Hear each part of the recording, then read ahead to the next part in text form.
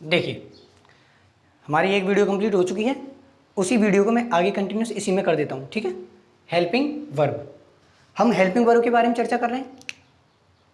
Helping verb को मैंने बताया था इनका कोई अपना मीन्स नहीं होता है, संख्या में 16 होती हैं, 3 पार्टों में डिवाइडेशन किया गया है, ठीक है। हेल्पिंग वर्ब, देखिए first primary verb, primary verb. Second modals, modal auxiliary verb.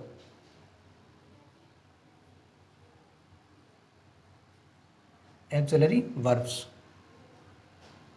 And third semi modals, semi modals. अगर मुझे पूरी ग्रामर का सबसे टफेस्ट पार्ट लगता है तो वो मॉडल एक्सुलरी वर्ब सबसे टफेस्ट। समझ में आ गया अच्छे से तो आप कभी दिमाग से निकलेगा नहीं, समझ में नहीं आएगा तो नहीं आएगा, बहुत मेहनत करनी पड़ती है इसके लिए। Primary verb, models, semi model. अब मैं लिख लेता हूँ इनको, तो ये कितनी होती है मैंने बताया था। अब हेल्पिंग वर्ब के 3 part, be have do, sorry primary, modals और सेमी मॉडल्स। अब ये कितनी होती हैं, इनको भी 3 पार्टों में रखा गया है। बी हैव, नहीं ऐसे नहीं, इसको ऐसे कर देता हूँ पूरा,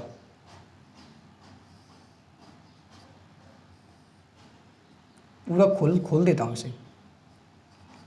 बी हैव और डू, बी हैव डू, ठीक है।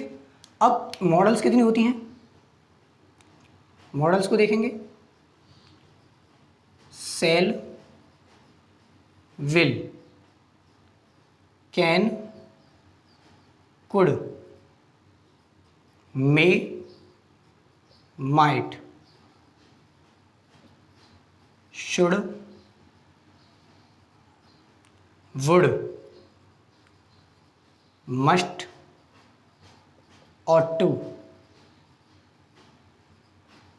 मस्ट और टू कितनी हो गई, 1 2 3 4 5 6 7 8 9 10 11 12 13, 13 हो गई।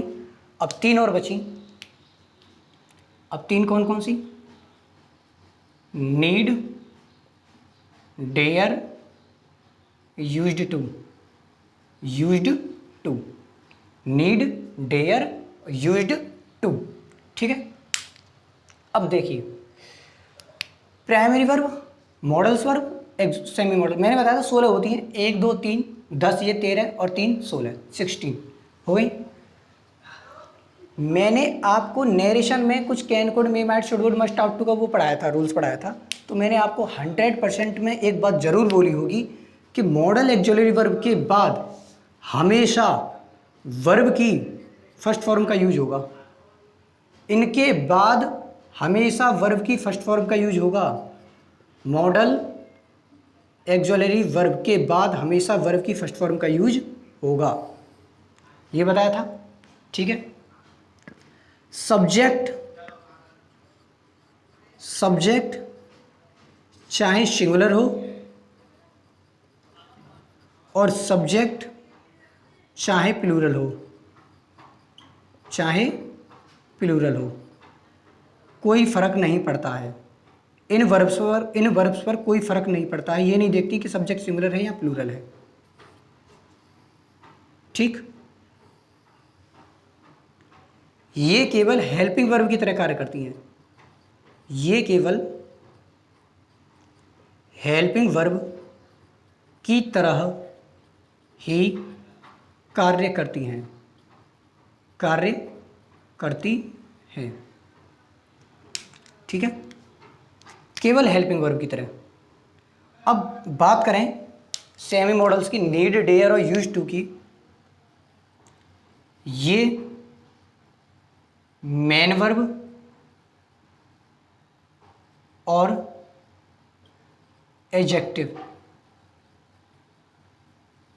एडजेक्टिव की तरह कार्य करती हैं, की तरह कार्य करती हैं, हाँ जी, मेन वर्ब और एडजेक्टिव की तरह। क्यों, देखिए इसके बाद भी वर्ब की फर्स्ट फॉर्म आएगी, चिंता ना करो, वर्ब की फर्स्ट फॉर्म। अब मैं मेन वर्ब और एडजेक्टिव क्यों बोल रहा हूँ? नीड मीन्स क्या होता है? जरूरत, और डेयर मीन्स होता है हिम्मत रखना है, साहस करना, ठीक है।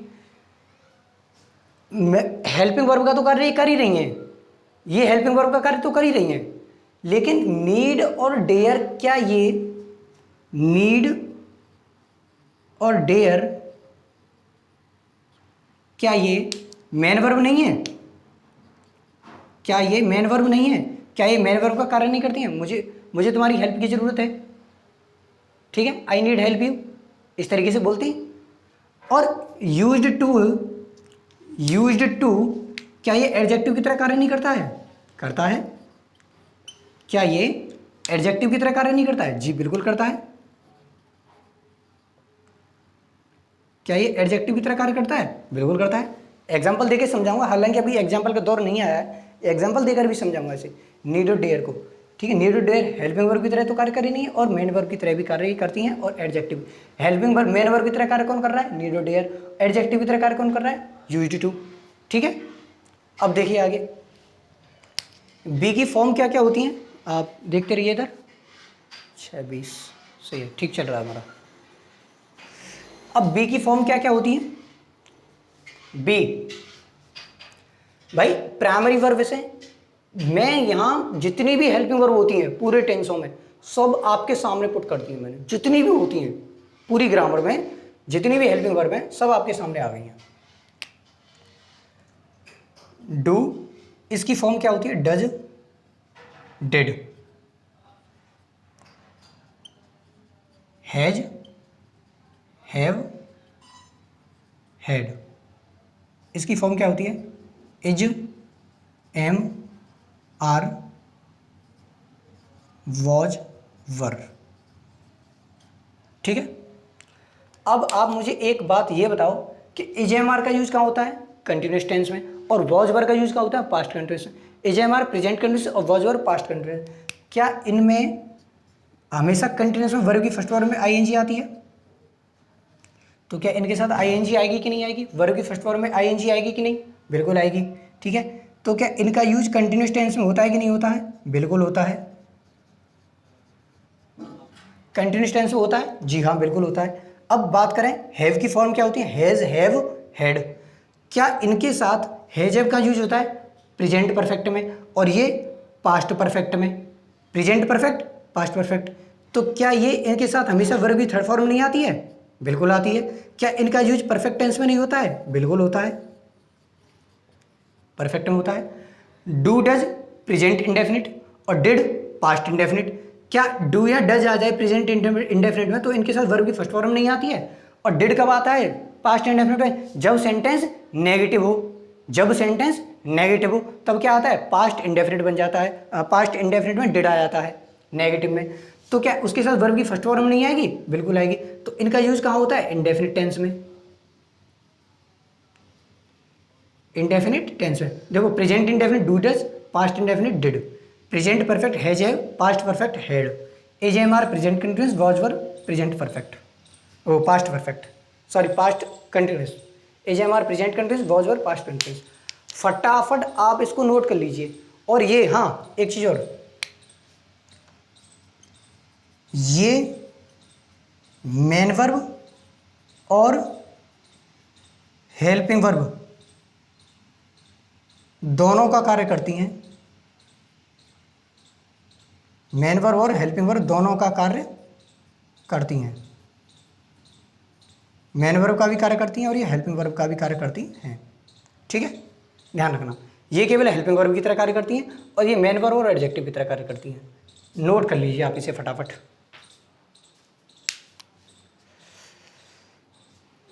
जिस स्टूडेंट के समझ में नहीं आए वो एक बार कमेंट सेशन में मुझे बता देना।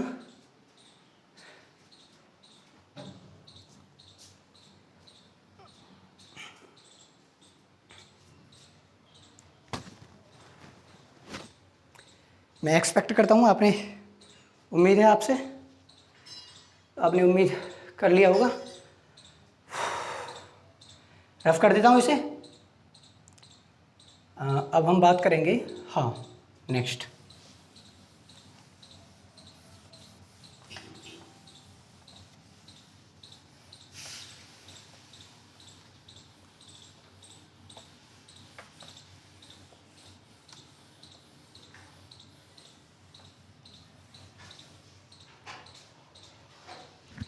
देखिए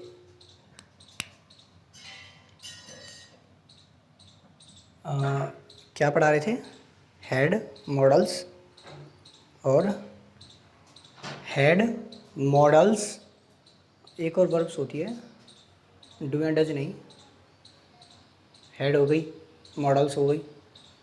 चलो देखते हैं, अभी आगे कंटिन्यूस करता हूँ। पहले एक चीज़ बता देता हूँ, point number 1, point number 2, point number 3। देखो, वर्ब की फर्स्ट फॉर्म के साथ हेल्पिंग वर्ब आ सकती है और नहीं भी आ सकती, और नहीं भी। वर्ब की फर्स्ट फॉर्म के साथ हेल्पिंग वर्ब आ सकती है और नहीं भी, और नहीं आ सकती है, आ भी सकती है और नहीं आ सकती है, और नहीं भी आ सकती। यानी वर्ब की फर्स्ट फॉर्म के साथ हेल्पिंग वर्ब आ भी सकती है और ना भी आ सकती है। ठीक है, वर्ब की फर्स्ट फॉर्म के साथ। वर्ब की सेकंड फॉर्म के साथ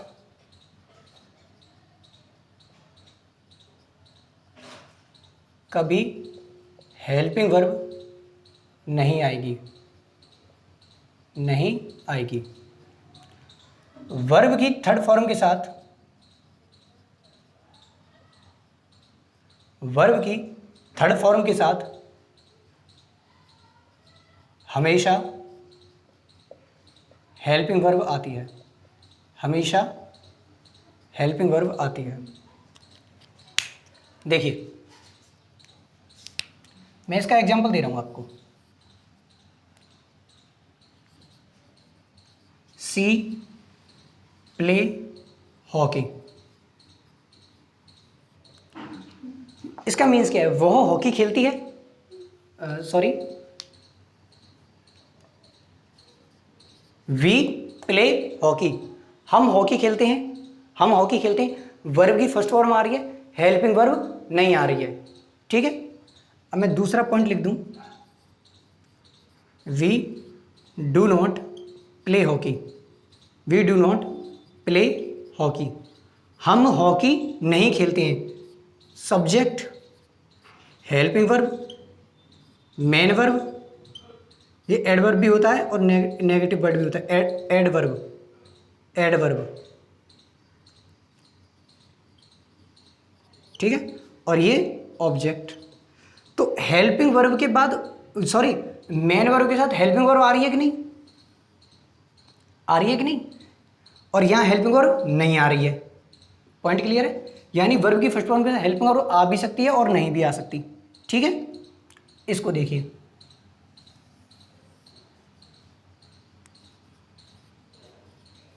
वी प्लेड हॉकी, हमने हॉकी खेली, हम हॉकी खेले, हमने हॉकी खेला। वी प्लेड हॉकी, यानी कि पास्ट इंडेफिनिट टेंस।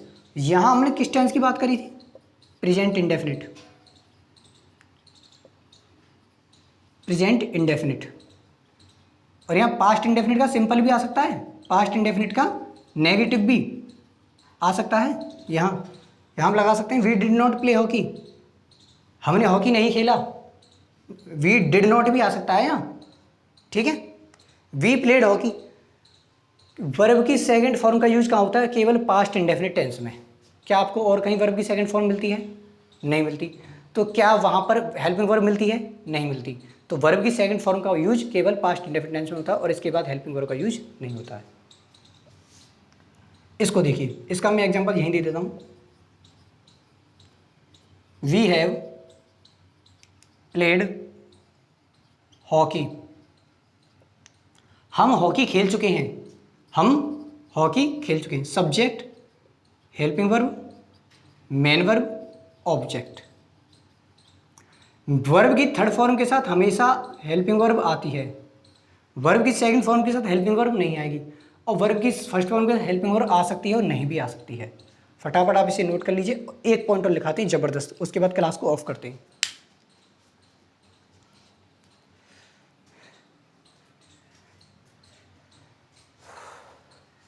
देखिए मैं इसको रफ कर रहा हूँ, ठीक है।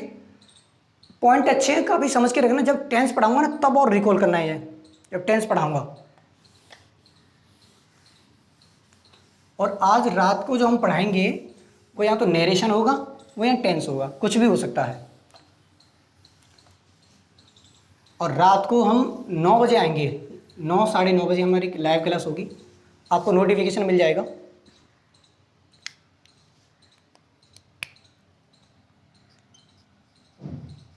Head did modals, had did modals, had did modals. Had did और मॉडल्स, मॉडल्स कौन कौन से? Shall will can could may might should would must ought to, ठीक है। और डिड,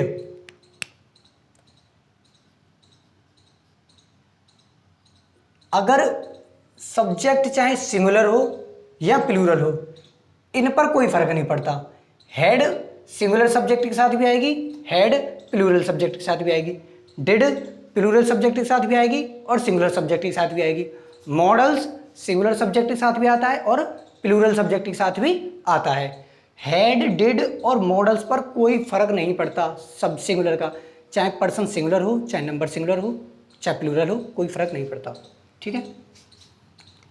तो मैं यहाँ लिख देता हूं,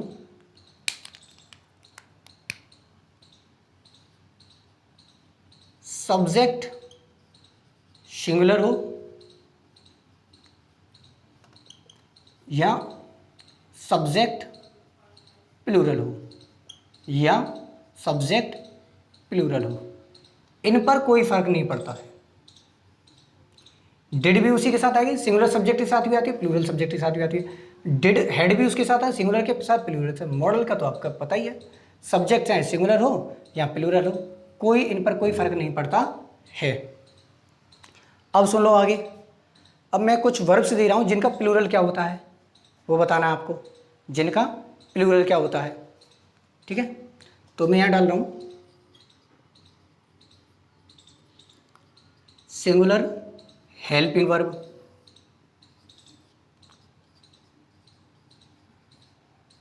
plural helping verb, singular helping verb और प्लूरल हेल्पिंग वर्ब। तो प्रेजेंट इंडेफिनिट में वर्ब की फर्स्ट फॉर्म में प्लस में एस या ई एस लगा दें तो इसका प्लूरल क्या बनता है? केवल वर्ब की फर्स्ट फॉर्म, केवल वर्ब की फर्स्ट फॉर्म। और अगर डज आ जाए, ये प्रेजेंट की बात कर रहे हैं, अगर डज आ जाए तो डज का प्लूरल क्या बनता है? डू, डज का प्लूरल डू। अगर प्रेजेंट कंटिन्यूस में इज आ जाए तो इज का प्लूरल क्या बनता है? आर। अगर प्रेजेंट परफेक्ट में हैज आ जाए तो हैज का प्लूरल क्या बनता है? हैव, हैज का प्लूरल हैव, हैज का प्लूरल हैव।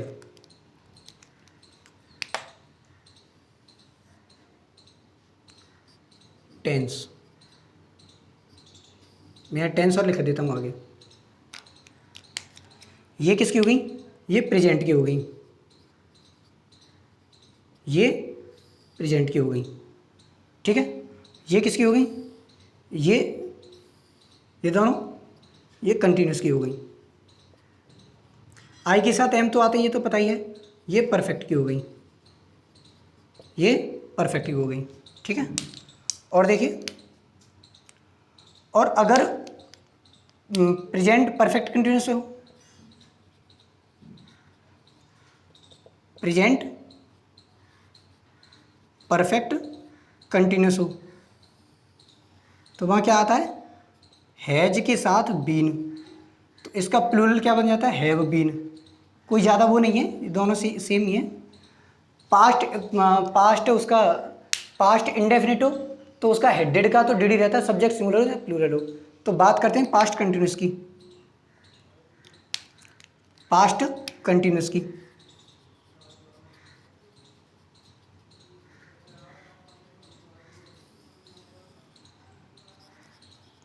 वॉज आ जाए तो वॉज का प्लूरल वर।